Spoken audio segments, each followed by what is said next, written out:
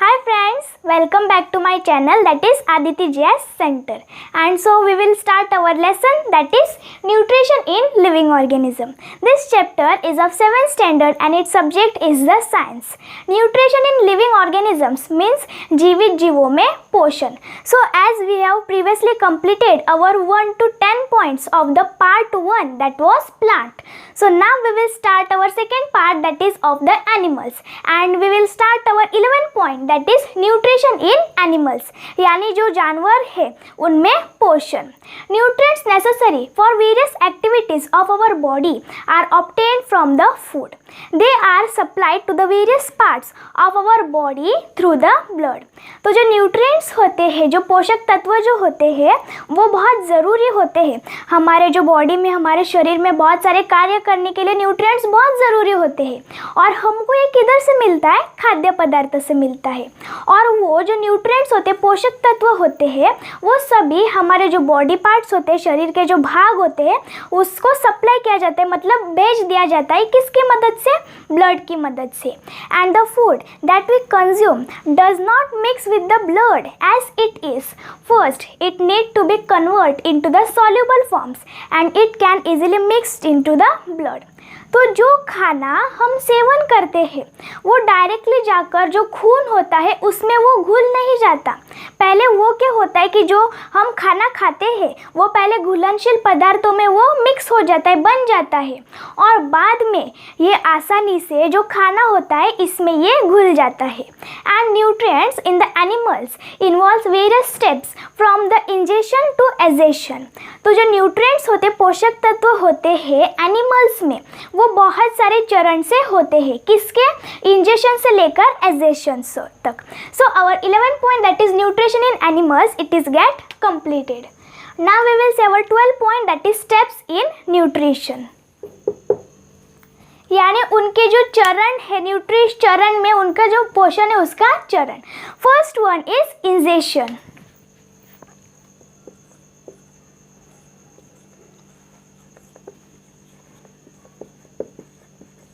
Second one is digestion.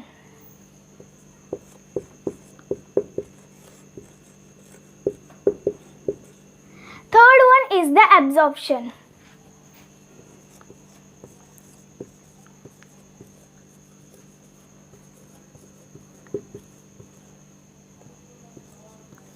Fourth one is the assimilation.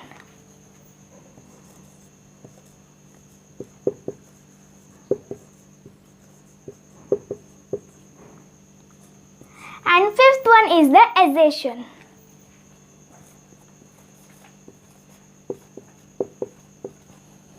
So we will see our first one, that is ingestion, यानी अंतग्रहण. Ingestion, food is taken into the body. तो जो खाना होता है वो हमारे body, हमारे शरीर में ले जाया जाता है. Second one is digestion, conversion of food into the soluble form, simple soluble forms. तो दूसरा क्या है? डाइजेशन, यानी पाचन. तो जो फूड होता है, जो खाना होता है, उसको किस में बदल दिया जाता है? एकदम सिंपल सादा जो सॉल्युबल फॉर्म्स, घुलनशील पदार्थ में बदल दिया जाता है. Third one is absorption. Absorption यानी आत्मसात.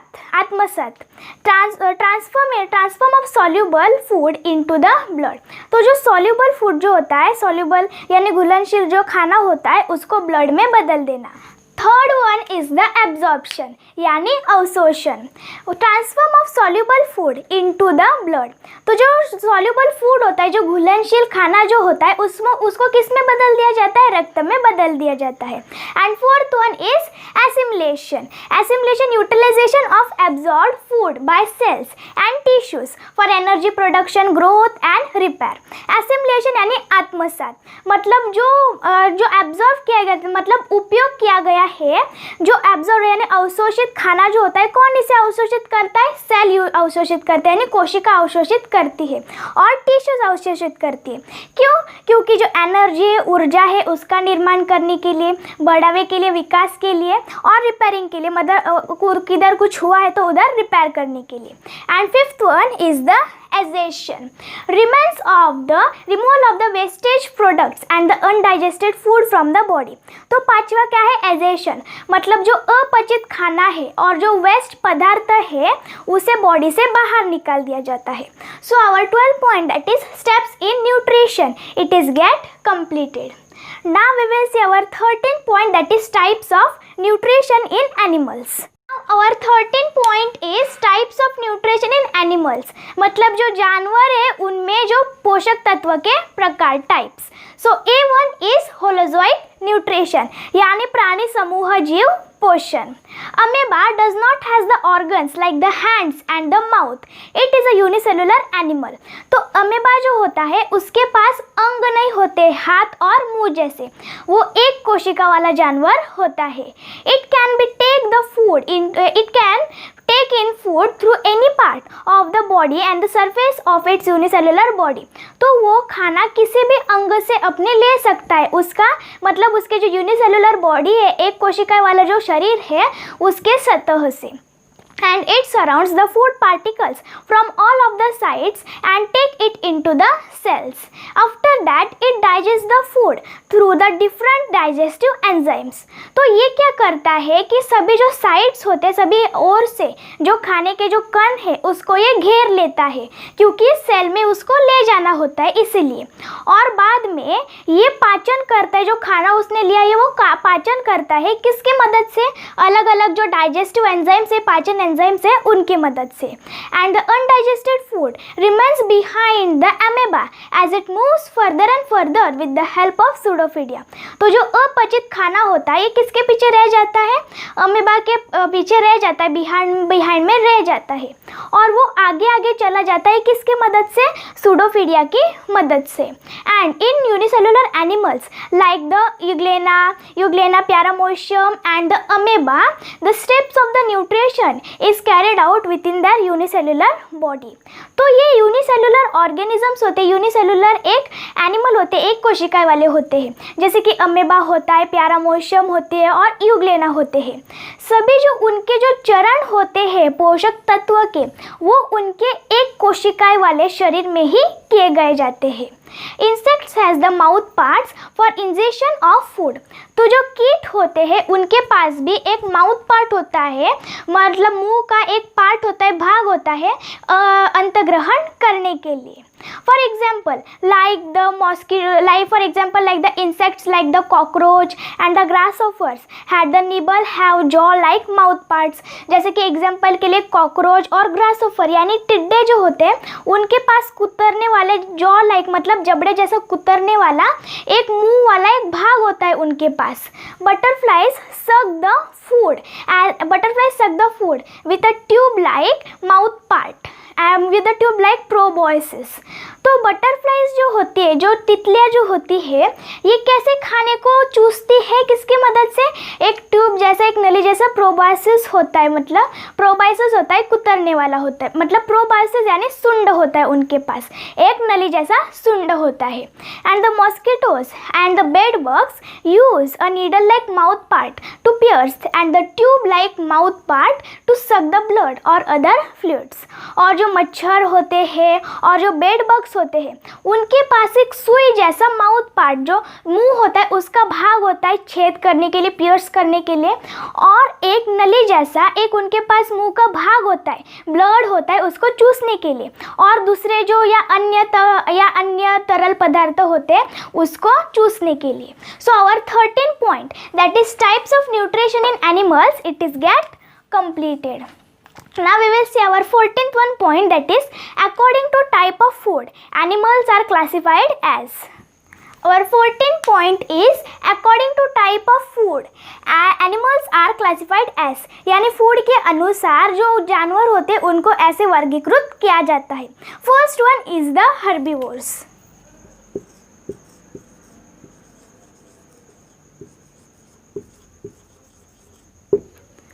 herbivores यानी शाकाहारी. Herbivores use the plants directly as their food. Examples are the grazing animals. Granivores means seed eaters and frugivores means fruit eaters. तो herbivores जो होते हैं वो डायरेक्टली जो प्लांट होते हैं, जो पौधे होते हैं, उनको फूड के तौर पर इस्तेमाल करते हैं.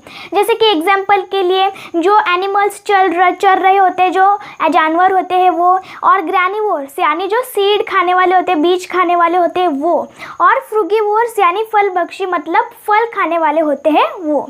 Second one is the carnivores.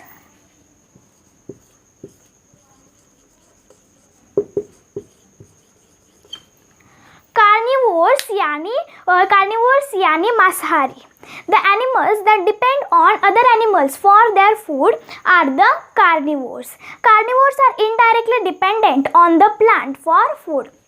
तो ऐसे जो जानवर जो दूसरे जानवर पर निर्भरित होते हैं अपना खाना प्राप्त करने के लिए, उन्हें क्या कहा जाता है? कार्निवोर्स यानी मांसाहारी. तो कार्निवोर्स जो होते हैं वो डायरेक्टली मतलब इनडायरेक्टली, वो अप्रत्यक्ष रूप से वो जो प्लांट्स होते हैं, पौधे होते हैं, उन पर निर्भरित होते हैं अपना खाना प्राप्त करने के लिए, खाने के लिए. Like the examples are the animals that feed on the herbivores means predators and the animals that feed on the insects means insectivores. जैसे कि एग्जाम्पल के लिए जो जानवर जो चर रहे होते हैं हर्बीवोर्स पर यानी मांसाहारी यानी शाकाहारी पर, जैसे कि प्रीडेटर्स, उसका प्रीडेटर्स यानी परभक्षी, एंड एनिमल्स जानवर जो कि इंसेक्ट जो कीट होते हैं उन पर वो चरते हैं, जैसे कि insectivores. And third one is the omnivores.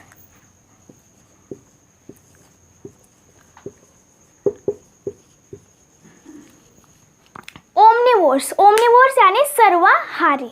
Omnivores are animals that obtains their food from both plants and animals are called the omnivores. For example, like the monkey, chimpanzee and humans. तो omnivores ये ऐसे प्रकार के ये animals होते हैं, ऐसे प्रकार के ये जानवर होते हैं जो दोनों पौधे और जानवर से अपना खाना प्राप्त करते हैं. उन्हें क्या कहा जाता है? एनिमल्स यानी सर्वाहारी. जैसे कि एग्जाम्पल के लिए, उदाहरण के लिए मंकी होते हैं, चिंपांजी होते हैं और हम खुद humans. Some of the organisms around us performs the functions of cleaning and conserving the environment by the very act of their feeding to themselves. They are called as scavengers and decomposers.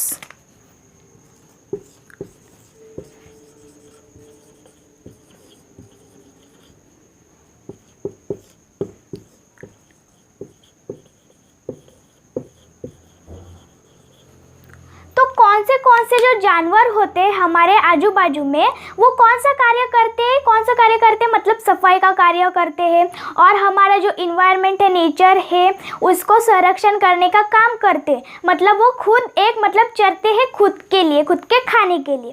तो ऐसे प्रकार के जो animals होते हैं उन्हें क्या कहा जाता है? स्कैवेंजर्स या decomposers. So fourth one we will say about the scavengers. Scavengers obtain their food from the dead bodies of the animals. For example, vulture, crow, hyena. तो स्कैवेंजर्स यानी मेहतर, ये ऐसे एनिमल्स होते हैं कि जो अपना खाना मरे हुए जो शरीर होते हैं उनसे वो प्राप्त करते हैं, जैसे कि क्रो होता है, हाइना होता है और वल्चूर होता है. Fifth one is the decomposers. Decomposers यानी वो बॉडी को सड़ा देते हैं अपना खाना प्राप्त करने के लिए.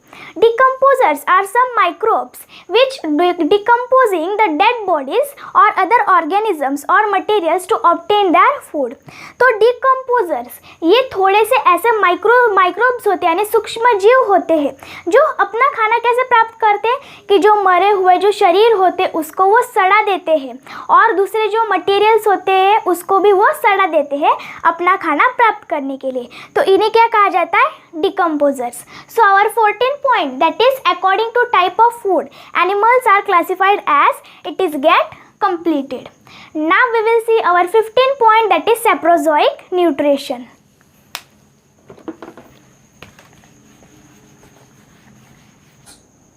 Our 15 point point is the saprozoic nutrition. Some insect, unicellular animals, etc. obtain the nutrients by absorbing the liquid organic matter from the dead bodies of the other animals or from the environment. For this is the saprozoic nutrition. For example, like the houseflies, ants and spiders etc. तो सेप्रोजोइक nutrition में क्या होता है कि कौन से जो कीट होते हैं या एक कोशिका वाले जो जानवर होते हैं वो अपना जो न्यूट्रिएंट्स होते हैं, पोषक तत्व होता है, वो कैसे अवशोषित करते हैं, किससे अवशोषित करते हैं, जो लिक्विड ऑर्गेनिक मैटर यानी तरल कार्बनिक सामग्री से वो एब्जॉर्ब करते हैं, अवशोषित करते हैं, जो मरे हुए शरीर होते हैं उनसे या दूसरे जो एनिमल्स होते हैं, जानवर होते हैं हमारे आजू बाजू में इन्वायरमेंट से, उनसे। तो इसे क्या कहा जाता है, सेप्रोजोइक न्यूट्रिशन। जैसे कि एग्जांपल्स के लिए जैसे हाउस फ्लाइज होता है, एंट्स यानी चींटियाँ होती है और स्पाइडर्स होती है etcetera. So our 15 point that is saprozoic nutrition, it is also get completed. Now we will see our 16 point, that is parasitic nutrition. Now our 16 point is the parasitic nutrition यानी परजीवी पोषण. So some animals depend on the other animals for their food and the animals they obtain their food on the animals to whom they are dependent are called as the parasitic nutrition. तो ऐसे प्रकार के जानवर जो दूसरे जानवर पर निर्भरित होते हैं अपना खाना प्राप्त करने के लिए, और वो जो जानवर होते हैं जिस जानवर पर वो निर्भरित होते हैं वो उसी से ही अपना जो खाना प्राप्त करते हैं, तो ऐसे प्रकार के जो जानवर होते हैं उन्हें क्या कहा जाता है, पैरासिटिक न्यूट्रिशन। इसी को क्या कहा जाता है, पैरासिटिक न्यूट्रिशन यानी परजीवी पोषण. Some animals live on the body surface of the other animals and obtain their food by sucking their blood. This is called as the ectoparasitic nutrition.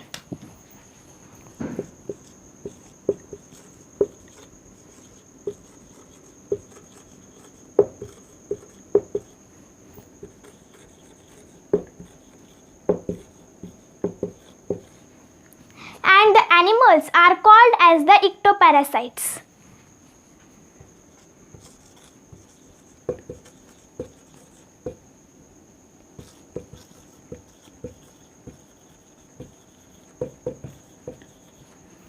तो जो एनिमल्स होते, जो जानवर होते, वो दूसरे जानवर के जो सतह पर, उनके जो शरीर होते उनके सतह पर वो उग जाते हैं अपना खाना प्राप्त करने के लिए, मतलब वो उनका जो खून होता है वो चूसते हैं, तो इसे क्या कहा जाता है, इक्टोपैरासिटिक न्यूट्रिशन. और ऐसे प्रकार के जो जानवर होते, एनिमल होते, उन्हें क्या कहा जाता है, ectoparasites. For example like the louse, bedbug and tick. जैसे एग्जाम्पल के लिए जो लूज होता है, बेडबग और टिक etc. Animals like the roundworm and the tapeworm live inside the body of the other organisms and obtain their food. This is called as the endoparasitic nutrition and the animals are called as endoparasites.